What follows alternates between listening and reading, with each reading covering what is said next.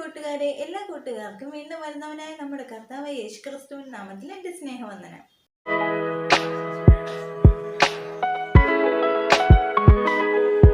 യെരുശലേം ദേവാലയത്തിലെ 12 വാതിലുകൾ. 1. ആട്ടുവാതിൽ.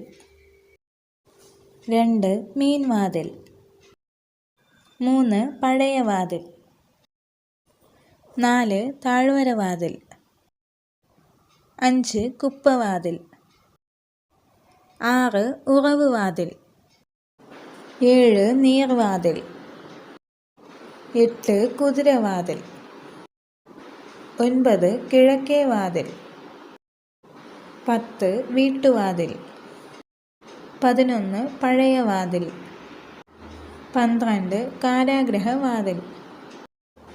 നെഹമ്യാവിൻ്റെ പുസ്തകം 3-ാം അധ്യായം 1 മുതൽ 31 വരെയുള്ള വചനത്തിൽ നമുക്ക് ഈ വാതിലുകളെക്കുറിച്ച് കാണുവാൻ സാധിക്കുന്നു.